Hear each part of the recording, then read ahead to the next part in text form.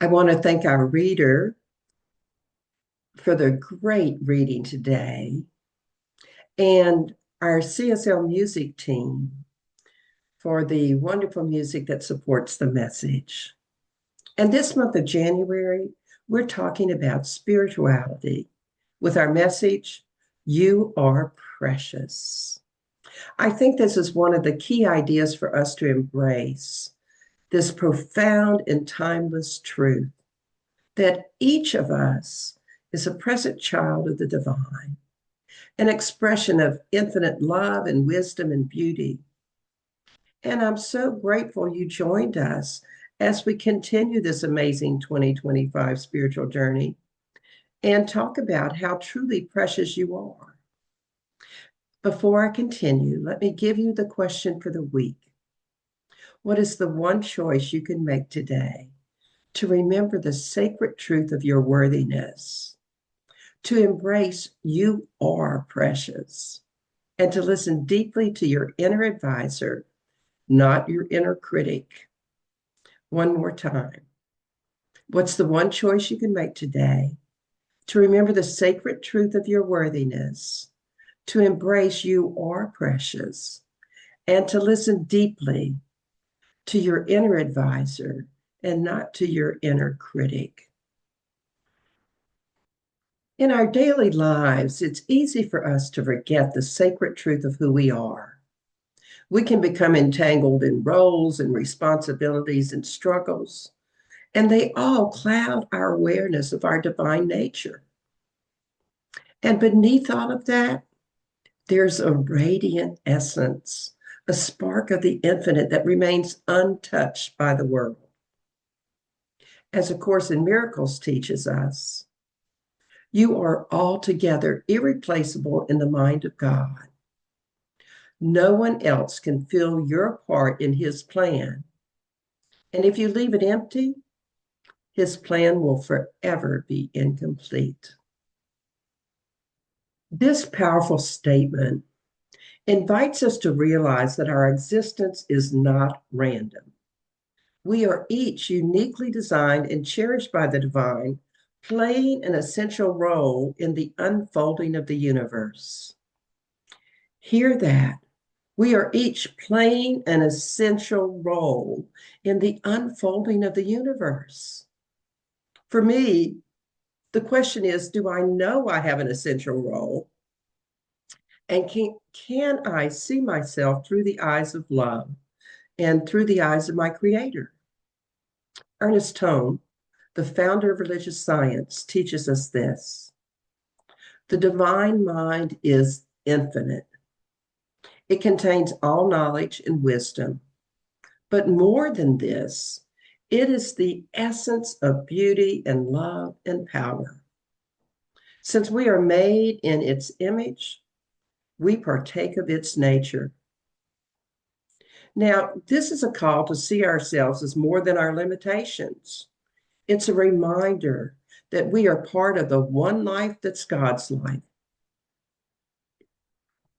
Holmes reminds us that as children of the divine, we are co-creators with infinite potential. Again, the question is whether you are willing to embrace that fact. When I teach practitioner classes, one of the things I used to ask my students to do is to look into the mirror and say to themselves, you are love, you are wisdom, you are a precious child of God, and God's nature is your inheritance. Now, I was always amazed at the number of students who would come back the next week and tell me that that particular exercise of home play was really difficult for them. As our reading today suggested, we are very tuned in to our inner critic and not so much to that inner advisor. So I want you to challenge yourself to make friends with both. Listen to your inner critic because it might have kept you safe in the past, or it might have something for you to look at so that you can move past it.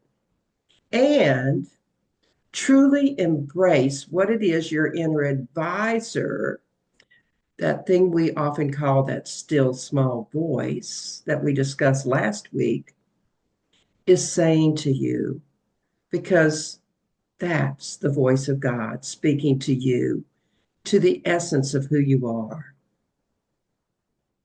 I find that unworthiness is at an epidemic level in our country.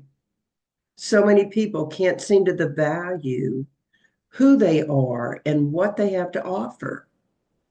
A lot of them were shamed when they were younger by peers or by their parents who were just striving them to be better and didn't realize that they were sending a message of unworthiness.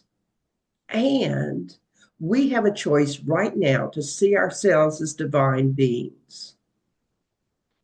Reverend Catherine Economou beautifully states, to know yourself as precious is not arrogance. It is humility before the grandeur of what God has made. This knowing allows us to stand in our truth, not out of ego, but out of reverence for the divine that dwells within us. Imagine what your life might be like if every day you decided to affirm your divine identity. What if you were to use one of these affirmations or make up one for yourself? Here's a few. How is it I so joyfully declare I am a beloved child of the divine?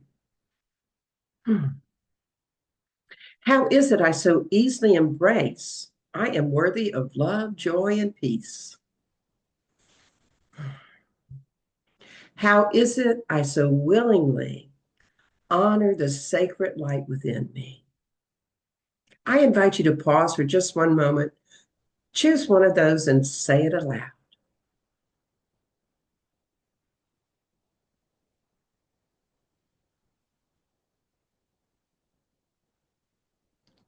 Now, think about how believing that might change your daily life.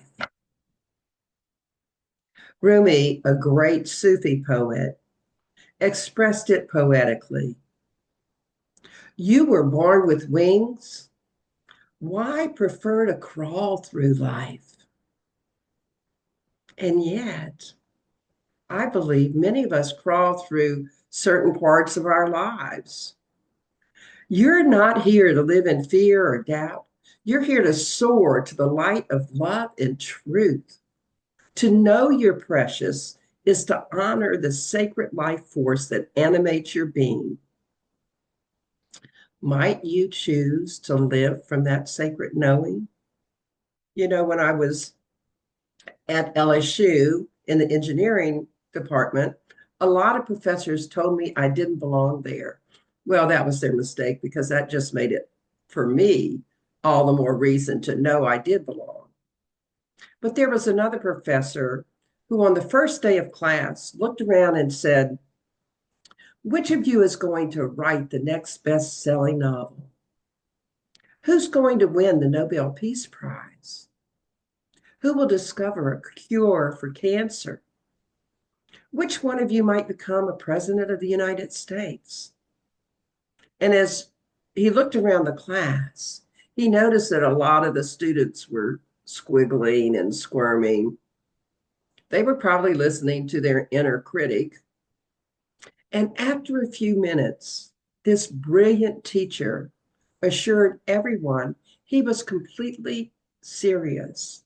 And then he asked, if not you, then who?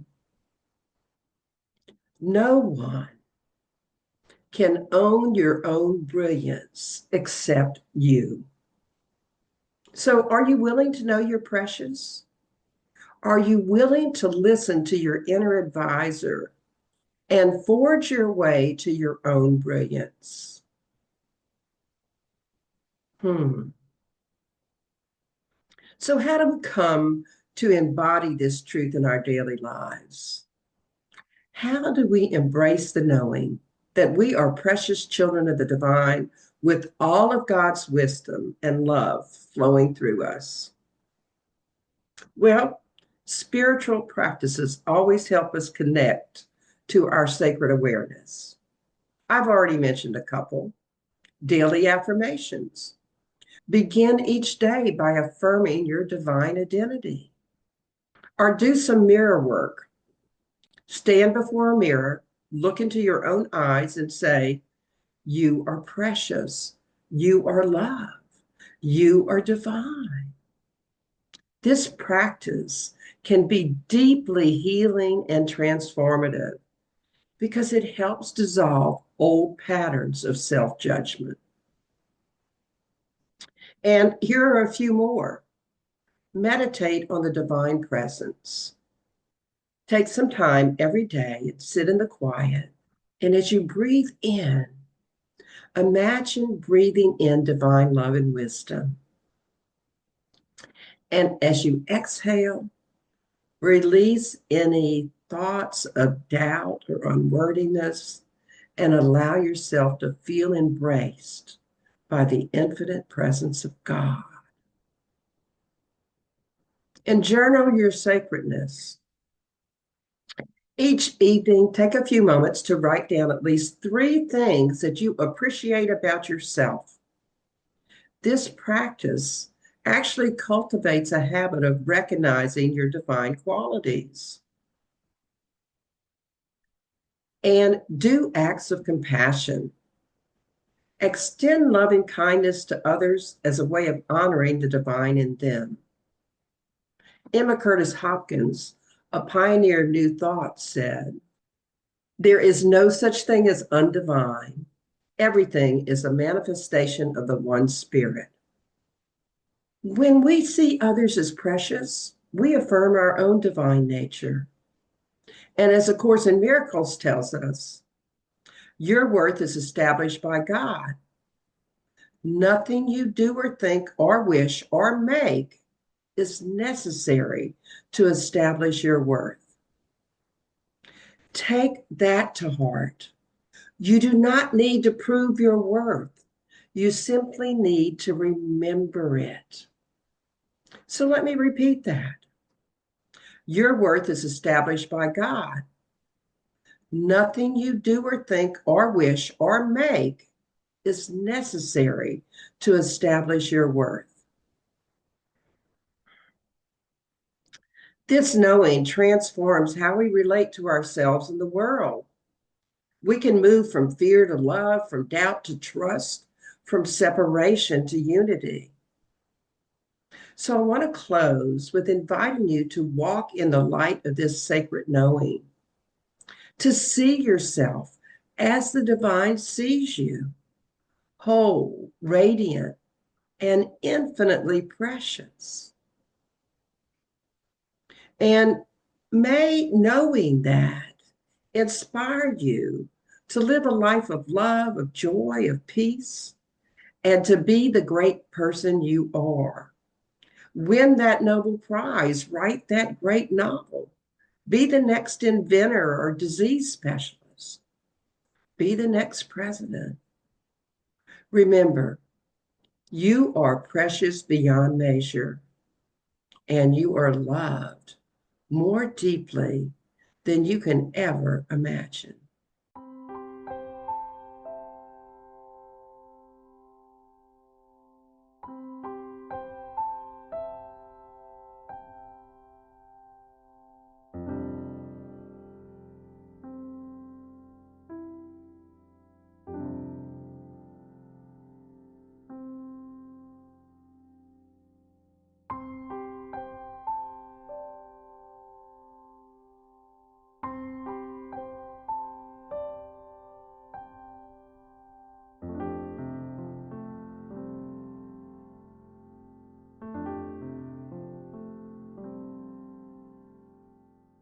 So in summary, in 2025, how might you learn to remember you are precious?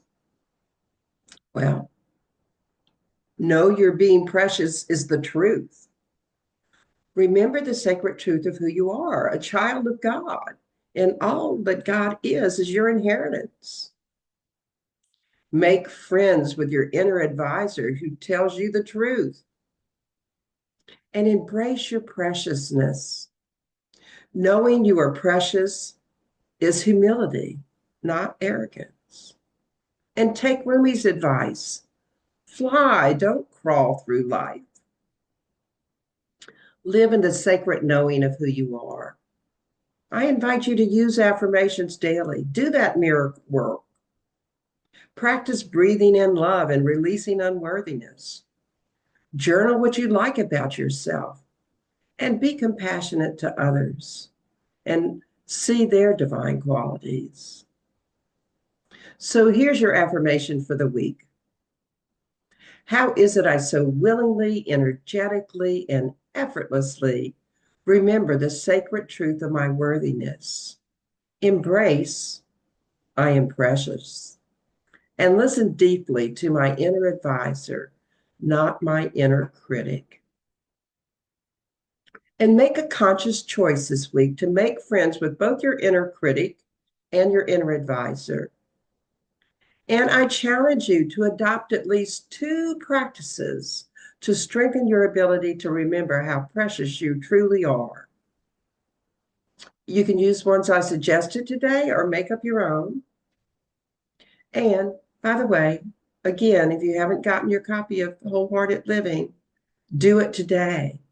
The daily readings will indeed strengthen your faith. Let's pray.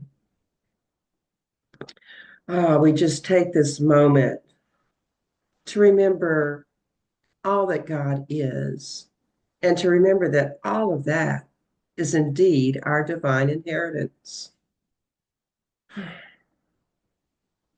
And what I know to be the truth is that each of us is embracing something we heard today to help us remember in every moment how precious we are and how we are indeed necessary in divine plan.